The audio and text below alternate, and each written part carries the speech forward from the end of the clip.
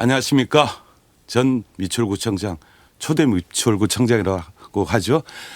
미추홀구의 골목을 누구보다 잘 알고 있는 초대 미추홀구청장 김정식입니다. 경인방송 굿모닝 인천 애청자 여러분 안녕하십니까. 저는 지난 4년간 준비 많이 했고요. 네.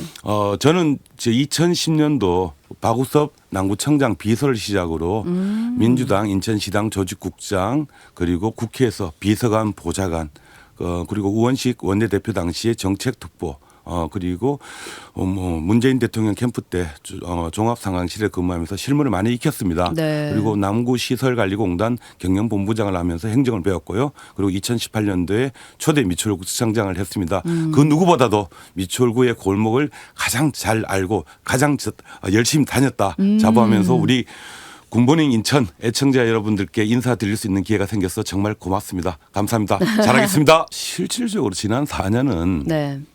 변화가 없었어요. 멈춰버렸어요. 멈춘 시간이었다. 예, 멈춘 시간이었습니다. 지금 신청사 이야기를 하고 있는데 네. 신청사는 제가 구청장 시절에 추진했던 사업입니다. 그거 그대로 했으면 신청사 지금 만들어졌어요. 네. 그런데 그걸 백지화하고 멈춰버렸어요. 그리고 임기 말에 지금 신청사 이야기를 다시 꺼내고 있는데 이건 아니다. 그리고 인천대로 일반화 사업으로 숲길 조성도 제가 2018년도에 2022년도부터 추진을 했었는데 지금 또 멈춰버렸어요. 그리고 우리 민선 8기 그때 했던 명예사회복지공무원제도, 네. 마을 오아시스, 청년 창업센터, 문화 콘텐츠 지원센터, 학산문화원, 문화공간 돌체 모든 게 멈춰버리고 엉망이 되어버렸습니다. 지난 4년 멈춰버린 미추홀구 저 김정식이 네. 다시 복원하겠다. 그렇게 이야기하고 싶습니다. 안녕하세요. 국민의힘 미추홀구청장 예비후보 이용훈입니다. 오늘 이렇게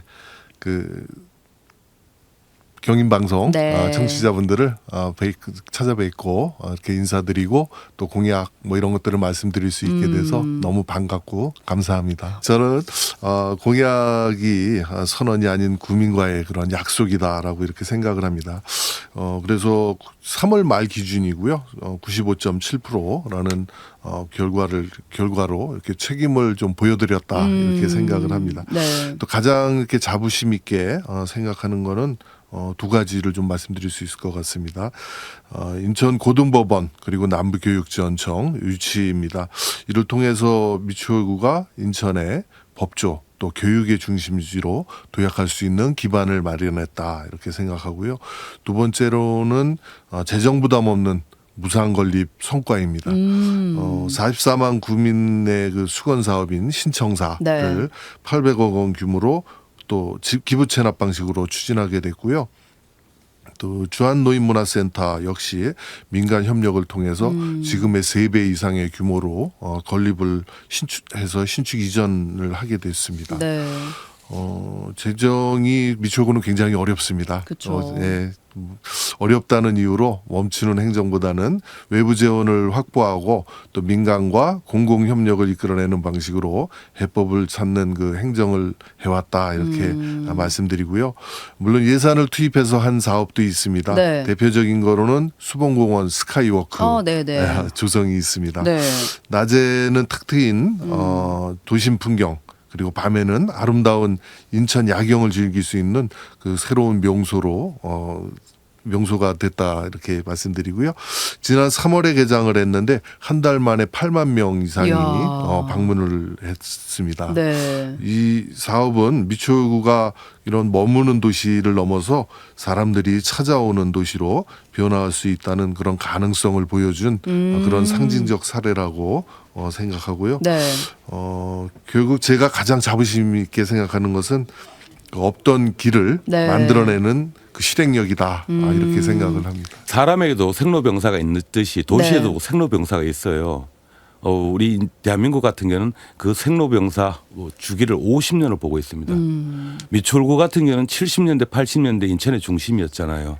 지금 50년이 지났습니다. 네. 다시 중심으로 도래할 시기가 도래했습니다. 이제 한 사이클이 지난 거군요. 그렇죠. 예, 여기 대해서 정말 구청장은 준비를 잘해야 돼요. 제가 있을 때 숭이동 그때 옐로우하우스 성매매 집장촌이 있는데도 네. 갈등 없이 재개발 잘 이루었습니다. 용마루 바람길 숲을 만들면서 용마루 아파트 재건축 됐죠. 네. 주안 2동 4동 힐프라고 하죠. 거기도 됐죠. 서울 여성병도 됐죠. 그다음에 숭이동도 됐습니다. 주안 5동도 됐습니다. 주안 3동도 됐습니다. 그러면서 저희들은 주안 3동 청사도 만들었습니다. 재개발을 통해서 주안 5동 청사도 만들었습니다. 숭이 4동 청사도 만들었습니다. 아주 활발하게 움직였습니다. 그러나 지난 4년 동안 멈춰버렸어요. 아무것도 움직이질 않았습니다. 그걸 앞으로 다시 복원시켜야죠. 세워가겠다. 그리고 힘차게 약동. 그럼 네. 우리 김정식 후보님이 하시던 것 중에서 이제 멈췄던 것들이 이제 다시 시작되는 건가요? 네, 예. 아, 그런 부분들을 예, 알면 될 그렇게 것 하고 같고. 예. 그 정비 사업 신속센터, 네. 그다음에 신속 지원 TF팀을 만들 겁니다. 어. 그리고 이게 정비 사업은 시간이 돈입니다. 네. 왜냐하면 PF를 일으켰기 때문에 하루하루가 이자를 그렇죠. 나가야 돼요. 그렇기 때문에 막힌 부분들은 구청장이 직접 공무원들과 그쪽 주민들과 만나서 문제를 얘기한다면 속도감 있게 진행할 수 있다. 우리 빠르게 주민들에게 진행할 수 있다. 약속드리겠습니다. 네, 주안 이사동 재정비 촉진지구는 네. 말씀하신 것처럼 2008년 지구 지정 이후에 네. 오랜 기간 사업이 지연됐습니다. 그로 인해서 주민들의 피로감 또한 또 불안 이런 것들이 매우 컸던 지역입니다. 네. 실제로 사업 완료 그 목표 연도도 당초 2025년도에서 2035년으로 변경될 만큼 사업이 장기화됐고 이 과정에서 주민들께서는 과연 이 사업이 추진되는 것인가라는 그 불확실성을 크게 느꼈던 것이 사실입니다. 네. 저는 이 지역을 단순히 그 재개발 사업이 아니라 주거 환경 개선과 기반 시설 확충 그리고 생활권 회복이 함께 이루어지는 원도심 르네상스의 핵심 축으로 보고 사업을 정상화에 집중했습니다. 네. 구체적으로 말씀드리면 2023년 재정비 촉진지구 지정 변경 및 재정비 촉진 계획 변경 절차를 다시 추진했고요. 이후 사업 협의와 주민공람 또 주민공청회 등을 순차적으로 진행을 했습니다. 네. 그리고 그래서 2024년과 25년에 걸쳐서 경관위원회 또 교육 영향평가 도시재정비위원회 심의 등의 주요 행정 절차가 계속 진행이 되면서요. 장기간 체류됐던 사업이 다시 정상 궤도에 올라섰다. 이렇게 생각하시면 되겠습니다. 네. 주민들께서 가장 크게 체감하시는 변화는 무엇보다 더 이상 멈추지고 있지 않다는 점입니다. 예, 오랫동안 그 큰 문제였던 불확실성이 줄어들고 네. 사업 추진 방향과 절차가 구체화되면서 사업에 대한 신뢰와 기대가 다시 생겨나고 있습니다. 네. 앞으로도 사업이 본격화되면 노후주거 환경 개선은 물론 도로, 주차장, 생활 편의 시설 등 생활 인프라도 함께 확충돼서 주안 이사동이 다시 미추홀구의 중심 생활권으로 거듭날 것으로 이렇게 생각을 하고 있고요. 네. 주안 이사동의 변화는 단순히 그 한 지역의 변화가 아니라 미추홀 원도심 전체의 새로운 활력을 불어넣어주는 그런 상징적인 전환점이 될 것이라고 이렇게 생각합니다. 그러기 위해서는 공론장이 참 필요한 것 같습니다. 일부 주민들은 네. 그 폐석계 부지 10만 평이 네. 다 체육 시설로 들어가는 걸로 아시는 분들이 있습니다. 실질적으로 체육 시설이 들어가는 것은 그 10만 평 부지의 일부분입니다. 네. 운동장, 그 축구장, 야구장, 배드민턴장, 그다음 파크 골프장 뭐 이렇게 이제 그다음에 뭐 농구장 이렇게 들어가는데. 그런 부분들에 대해서 정확하게 우리 주민들에게 알려주지 못하니까 왜 체육시설만 들어오냐 공원이 필요하지 않냐라는 주민들이 있는데 그런 네. 부분들은 공론장을 통해서 주민들과 잘 협의할 것이고요. 이 또한 제가 구청장 시절에 2022년도에 우리 그 미추홀구의 체육인들 그다음에 뭐 주민들, 네. 그다음에 DCR의 관계자, 네. 그다음 공무원들이 모여서 MOU를 체결했습니다. 2022년도에 21년도인가 그럴 겁니다. 네. 그러면서 아파트가 들어서면서 이걸 같이 조성하기로 약속을 그렇죠. 했습니다. 그런데 아파트는 조성을 안 하고, 체육공원은 조성 안 하고 아파트만 들어왔습니다. 쭉쭉 올라가고 있어요. 항폐해졌습니다. 네. 황량해졌습니다. 다시 가면 또 해야 될 일입니다. 이것들이. 폐석해부지는 오랫동안 우리 미추홀구의 대표적 수건 과제입니다. 네. 이제는 방치된 공간이 아니고 구민을 위한 새로운 기회 공간으로 바꿔야 될 그런 시점이 이제 다가왔습니다. 저는 이 부지를 단순히 이런 체육 시설과 이런 뭐 공원 네. 이런 것들을 몇 개 넣는 것으로 보지 않고요. 네. 구민들이 쉬고 또 걷고 운동하고 또 가족과 시간을 보내면서 문화와 여가를 함께 누릴 수 있는 자연 친화형 복합 여가 공간으로 조성해야 된다 이렇게 생각을 하고요. 네. 생활체육 수요를 반영해서 또뭐 축구장이나 야구장, 배드민턴장, 네. 또 뭐 테니스장 등 체육시설 확충도 물론이고요. 또 캠핑존과 바비큐존, 또 그리고 가족형 그 여가 공간, 네. 또 산책로와 또 휴식 공간, 그리고 또 공연이나 행사 이런 것들이 주민 여러분들이 이렇게 참여할 수 있는 프로그램이 가능한 문화활용 공간도 함께 검토가 필요하다 이렇게 생각을 하고요. 무엇보다 중요한 것은 그 행정이 일방적으로 네. 방향을 정하는 것이 아니고 구민이 원하는 방향으로 만드는 것이라고 생각합니다. 이 공간은 결국 주민들께서 가장 많이 이용하실 공간인 만큼 주민 설명회와 의견 수렴 절차를 통해서 생활체육, 문화, 휴식 그 기능이 균형 있게 네. 반영될 수 있도록 하겠다는 말씀드리고요. OCI 폐석해 부지가 단순한 유의부지 정비를 넘어서 네. 미추홀구의 그 삶의 질을 높이는 대표 공간으로 거듭날 수 있도록 중장기적인 관점에서 꼼꼼히 챙겨서 준비하도록 하겠습니다. 그러게. 미추홀구 청사를 지금 800억을 갖고 짓겠다라고 하는데 네. 지금 동사무소 행정복지센터 하나 만드는데 돈이 얼마 정도 들어가는지 우리 박주원 아나운서 짐작이 안 가요. 최소 100억에서 120억이 들어갑니다. 아, 그래요? 예. 30명 근무하는 동사무소와 행정복지센터가 과연 800억으로 네. 미추홀구 청사 지을 수 있을까요? 못 짓습니다. 이건 불가능한 사건입니다. 제가 실예를 하나 들을게요. 네. 2007년도 간업구청이 만들어질 때 예산이 얼마 들어갔냐면 873억이 들어갔습니다. 20년 전에. 네. 그리고 2008년도 금천구청은 1152억이 들어갔습니다. 2010년도 용산구청은 1500억이 들어갔습니다. 2016년도 동작구청은 1,800억이 들어갔습니다. 10년 전에. 그런데 10년이 지나고 네. 물가도 올라갔고 건축비도 상승됐는데 어떻게 800억으로 구청 청사를 짓겠다. 이거는 이렇게 지으면 안 됩니다. 구청 청사는 네. 단순히 우리 공무원들의 업무 공간을 지어서는 안 돼요. 우리 미추홀구 같은 경우는 문화시설도 없잖아요. 땅이 좁잖아요. 예술시설도 없잖아요. 전시장도 없잖아요. 마을 커뮤니티 공간도 없어요. 체육시설도 없어요. 네. 제대로 지어야 됩니다. 월요일부터 금요일까지는 업무 공간에 공무원들이 일을 하더라도 네. 공무원들이 떠난 시간에는 우리 주민들이 즐길 수 있는 공간, 주말이면 우리 주민들이 그 구청에서 문화와 예술과 체육을 즐길 수 있는 문화 복합 시설로 지어야 된다는 것이죠. 단순히 신청사를 짓기 위해 갖고 800억을 갖고 껍데기밖에 없는 업무 공간을 만들면 이건 정말 50년 100년을 내다보는 행정이 아니다. 단순히 본인의 치적 쌓기 위한 행적이다. 저 김정식 그거 단호하게 재검토하겠습니다. 그리고 정말 우리 주민들과 우리 그 미추홀구 주민들이 어울릴 네. 수 있는 문화 예술 복합 공간에 청사를 준비하겠습니다. 결론부터 말씀드리면은요. 네. 미추홀구의 추가 재정 부담은 없습니다. 예. 이번 신청사 사업은 일반 재정 사업이 아니고 DCR로부터 800억 원 범위 내에서 네.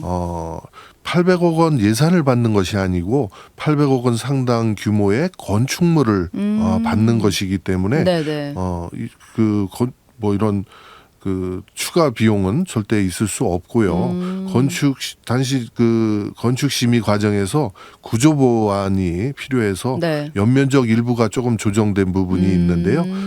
조금 늘어난 부분입니다. 네. 그래서 그 부분을 얘기를 하는 건데 그 세부 약정서에도 나와 있는 것처럼 총 사업비는 800억 원 범위 내 사업 완료라는 것이 명확하게 기재가 규정이 돼 있습니다. 네네. 또 면적 조정이 곧 그 예산이 이렇게 늘어난다라는 주장은 네. 사실과 굉장히 다르고요. 또 국민 세금이 추가 투입되는 구조가 아니라는 점 네. 이런 것도 분명히 말씀드리고요. 이번 논란은 사실 그 일반 재정 사업이 아닌 민간 기부 체납 방식이라는 이런 사업 구조에 대한 이해 차이에서 비롯됐다 이렇게 저는 봅니다. 네. 다만 논란이 제기된 만큼 더 투명하게 설명하는 것이 뭐 또 행정의 네, 책임이라고 네. 생각합니다. 이미 약정서 또 세부 약정서 또 건축 허가 자료 뭐 이런 것들을 공개했고요. 네. 앞으로도 그 법적 범위 내에서 지속적으로 설명을 이렇게 드리도록 하겠습니다. 다만 좀 아쉬운 것은 네. 사실관계에 대한 충분한 확인이 없이 일부 정치적 해석이나 속명이 먼저 나온 부분에 대해서는 굉장히 아쉽고 그것으로 인해서 오해가 커진 부분이 있다. 네. 그래서 그 중요한 것은 사실 정치적 공방이 아니라 네. 44만 국민 여러분들의 수건 사업인 신청사가 차질 없이 그리고 투명하게 추진될 수 있는 것입니다. 저는 끝까지 사실에 근거해서 설명드리고 네. 또 국민 여러분들께 안심하실 수 있도록 전 사업 과정을 또 책임 있게 관리하겠다 이렇게 네. 말씀을 드리겠습니다. 주민생 혹시 박수원 아나운서님도 읽으셨을 것 같은데 약 네. 10년 전에 정말 뭐 200만 부 팔린 책이 있습니다. 마이클 샌델의 정의란 무엇인가. 네, 정의란 무엇인가. 예, 읽으셨죠? 그렇죠. 예. 읽다가 조금 예. 다 안 읽으셨구나. 아니, 너무 두꺼워서. 저도 한 2번 읽었는데 예. 그 책을 보면서 더 답답해졌어요. 그 책에서는 정말 정의를 얘기를 하지 않았어요. 그래서 저는 그때 마이클 샌델이 비판한 존 롤스의 정의론을 읽어봤습니다. 네. 그 존 롤스의 정의론을 읽으면서 정의가 무엇인지 답을 찾았습니다. 네. 정의란 거는 100m 선상에서 불편한 사람과 불편하지 않는 사람을 똑같이 출발시키는 게 아니라 조금 불편한 사람들에게 배려를 해주는 게 정의더라고요. 저는 그렇습니다. 네. 전세 사기 피해 같은 경우는 지금 우리 미추홀구 같은 경우는 한 2,500가구라고 저는 알고 있는데 정확한 통계를 제가 받지를 못했는데 네. 언론상에 보는 2,500가구입니다. 엄청난 많은 분들이 피해를 받습니다. 그럼요. 그런데 그거는 그분들의 잘못이라기보다는 제도와 법률의 허점을 악용당해서 악용당한 거죠. 네. 그 순진한 사람들이고 착한 그렇죠. 사람들입니다. 그런데 구청장이 그분들에게 실질적으로 해줄 수 있는 게 별로 없어요. 예를 들어 구청에 돈이 있으면 네. 그 돈을 갖고 뭘 하겠지만 할 수가 없잖아요. 허그가 구청 관할이라면 허그를 통해서 해결하겠지만 할 수가 없습니다. 그렇죠. 그러면 구청장은 어떻게 해야 됩니까?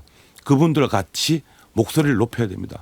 그분들과 같이 울어줘야 되고 그분들과 같이 손을 맞잡고 중앙정부를 찾아다니면서 억울함을 호소해야 됩니다. 그리고 우리 미추홀구에는 고문 변호사 제도가 있습니다. 변호사가 있습니다. 그분들을 통해서 법률 상담을 하면서 그분들을 도와줘야 됩니다. 네. 그리고 우리 미추홀구에는 금융 관계자들이 있습니다. 이 금융 관계자를 통해서 그다음 은행을 통해서 네. 이분들의 금융 문제들도 같이 상담해 줘야 되고요. 심리 치료도 같이 해줘야 됩니다. 그런 모습들을 같이 하면서 그분들의 아픈 손을 그분들의 억울한 마음을 같이 손잡고 외쳐주는 게 구청장이지 우리 구청에서는 할 게 없습니다. 만나주지 않습니다. 이건 안 됩니다. 그분들을 만나줘야 됩니다. 네. 그리고 그분들의 억울함을 풀어줘야만이 정말 구청장이다.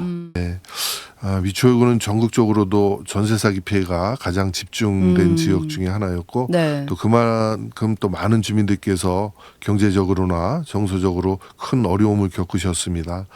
무엇보다도 삶의 터전을 잃을 수 있다는 그런 불안감과 고통을 겪으신 피해자분들에게 매우 안타깝고 또 무거운 마음을 가지고 있습니다. 네.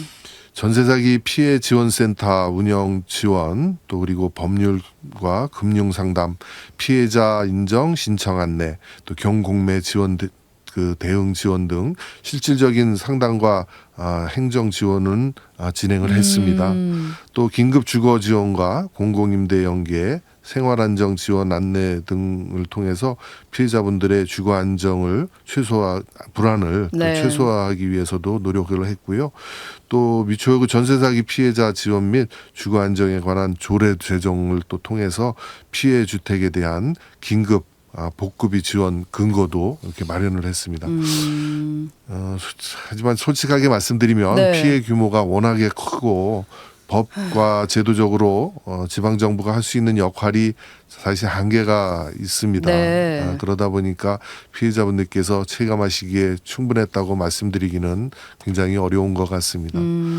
그래서 저는 여기서 이렇게 멈추지 않고 피해자 지원이 더 실질적으로 이루어질 수 있도록 네. 중앙정부와 인천시 그리고 이렇게 같이 더 긴밀하게 협력을 하겠다 이런 말씀을 드리고요. 네. 특히 주거안정 지원, 심리회복 지원, 또 법률 지원과 후속 행정이 더 촘촘하게 이어질 수 있도록 챙기겠다 이렇게 말씀을 드립니다. 사실 전세 사기는 네. 저희 미추홀구에 좀 집중이 됐는데 이유가 그 도시형 생활주택 그렇죠. 이 많이 들어와 있기 때문입니다. 네. 저는 구청장이 되고 그동안 4년 동안 도시형 생활주택 특히 주차장이 네. 0.5대 이렇게 되다 보니까 기계식 주차장이 들어오고 네네. 이런 것들이 있는데 그런 0.5대는 안 되고 그렇죠. 최소한 한 대 이상 네. 그렇게 한 대가 안 되는 거는 건축 허가를 한 건도 내주질 않았습니다. 그래서 앞으로 그런 거에 대한 관리가 더 철저히 되고 네. 하면은 전세 사기나 이런 것들을 예방할 수 있는 효과도 분명히 있을 것이다라고 생각을 합니다. 쉽게 말씀드리겠습니다. 우리 어르신들이 많습니다. 미추홀구는 9만 명이 넘습니다. 네. 그중에서 아까도 얘기했지만 75%가 기초노령연금에 의지하십니다. 우리 미추홀구 제가 구청장 시절에 4년 동안 코로나가 있었지만 네. 4년 동안 노인 일자리 전국 최우수 대상 3번 받았습니다. 전국에서 가장 노인 일자리 잘 만드는 곳이 미추홀구입니다. 네. 그 노인 일자리는 이게 단순히 어르신들에게 일자리를 주고 돈을 주는 시스템이 아니에요. 네.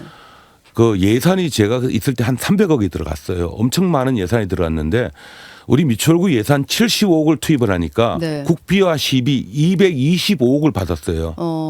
우리 거를 응? 75억 정도 넣고 예, 받아온 게 그 정도 그렇죠. 된다. 25%를 넣고 네. 75%를 받아왔습니다. 그리고 그걸 통해서 4년 동안 약 2만 7천 개를 일자리를 만들었는데 1년에 한 8,400개 정도 만들었죠. 네. 그럼 그 어르신들에게 그 일을 하자 하고 그 돈을 주는데 그 어르신들은 집에 있으면 건강 그럼요. 잃어버리죠. 건강 잃어버리고. 나오십니다. 그렇죠. 일자리 때문에 나오십니다. 걷습니다. 그리고 걸으면서 주변에 친구들을 만나게 사귀입니다. 되고. 사회성도 좋아지시고 그렇죠. 건강도 회복합니다. 그리고 그 어르신들이 그 돈을 받아갖고 쓰시죠. 서울 가서 쓰지는 않겠죠. 그렇죠. 여기서 쓰시죠. 미추홀구 골목에서 쓰겠죠. 네. 그럼 미추홀구에 있는 식당들, 중국집들, 네. 슈퍼, 미용실, 이발소, 네. 골목 경제가 살아납니다. 75억을 투자해서 300억의 일자리를 만들고 그 300억이 미추홀구 골목에 들어갑니다. 미추홀구 골목 경제도 살아날 수 있는 게 어르신 일자리다. 네. 그러면 어르신 일자리에 대해서는 그렇게 하지만 네. 우리 아이 아이들, 키워야죠. 아이들. 네. 제가 구청장 시절에 교육혁신지구 사업이라고 있었습니다. 우리 미추홀구가 상당히 어려운 구예요. 네. 그렇지만 아껴 쓰고 우리 아이들을 위해서 학교에다가 지원을 합니다. 아이들 방과후 활동이라든지 아이들 돌봄 교사라든지 뭐 아이들이 수학여행 간다면 촬영 지원이라든지 그런 것들을 했고 학교와 마을과 그 행정이 네. 공동체하는 마을 공동체도 지금 만들었었고요. 그리고 실질적으로 뭐 돌봄센터도 만들었었고 통합 네. 돌봄 또 지원 체제를 유지했었고 생활 밀착형 영유아 시설도 했었고 영유아 학대 예방 시스템도 만들었고요. 그건 뭐 지금은 잘 진행되고 있다더라고 이거는요. 네네네. 근데 이런 부분들을 좀 더 구청장이 관심 있게 하는데 어떤 분은 뭐 구립 산후 조리원을 만들어 달라 하는데 하고 싶어요. 네. 그런데 엄청난 예산이 들어갑니다. 그렇죠. 항상 돈이 문제죠. 뭐. 이거는 제가 국가에다가 공모를 해갖고 우리 미추홀구 원도심, 우리 아이 키우기 좋은 마을 만들기 위해서 네. 공모를 해서 돈을 받아올 수밖에 없습니다. 이건 답을 못 드리지만 노력하겠다.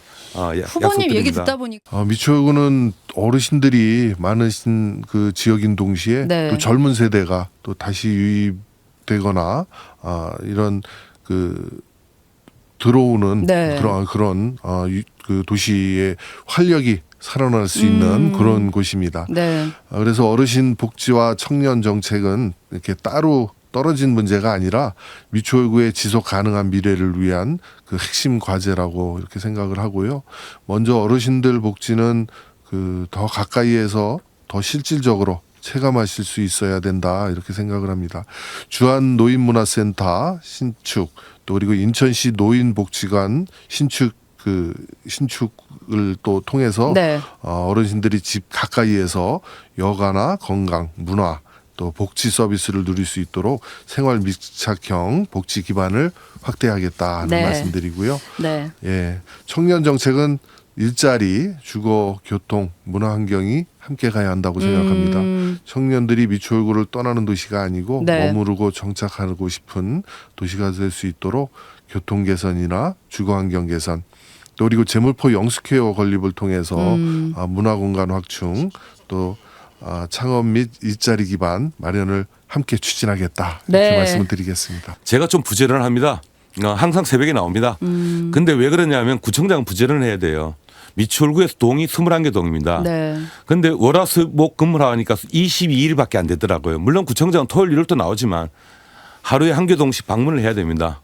저는 구청장 시절에 그렇게 했었고 그 약속 지켰습니다. 네. 그리고 구청장은 공부도 많이 해야 돼요.